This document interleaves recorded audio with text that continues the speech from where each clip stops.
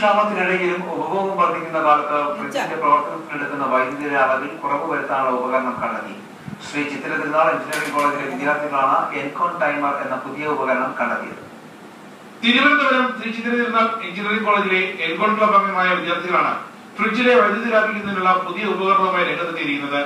നാമമാത്രമായ വൈദ്യുതി ഉപയോഗിച്ച് പ്രവർത്തിക്കുന്ന എൻകോൺ ടൈമർ പീക്ക് സമയമായ രാവിലെ 6 മുതൽ 8 മണി വരെയും വൈകിട്ട് 7 മുതൽ 10 മണി വരെയും ഫ്രിഡ്ജിന്റെ വൈദ്യുതി ബന്ധം ഓട്ടോമാറ്റിക്കായി വിച്ഛേദിക്കും. ദിനംപ്രതി 0.15 മുതൽ 0.3 യൂണിറ്റ് വരെ ഒരു ഫ്രിഡ്ജിൽ നിന്ന് വൈദ്യുതി ലാഭിക്കാം. രാവിലെ 6 to 8 വൈകുന്നേരം 7 to 10 റെഫ്രിജറേറ്റർ തന്നെ ഓഫ് ആവാനുള്ളൊരു എക്യുപ്മെന്റ് ആണ്.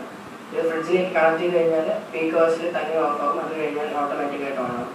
ദിവസം ഒരു റെഫ്രിജറേറ്റർ 1 യൂണിറ്റ് ആണ് ആവറേജ് എടുക്കുന്നത്. നമ്മൾ ഇത് ഉപയോഗിച്ച് കഴിഞ്ഞാൽ 0.3 to 0.15 യൂണിറ്റ്സ് വരെ ഒരു ദിവസം കട്ട് ചെയ്യാൻ പറ്റും. നമ്മൾ കോളേജിൽ 100 യൂണിറ്റ്സ് സെല് ചെയ്ത് കഴിഞ്ഞു.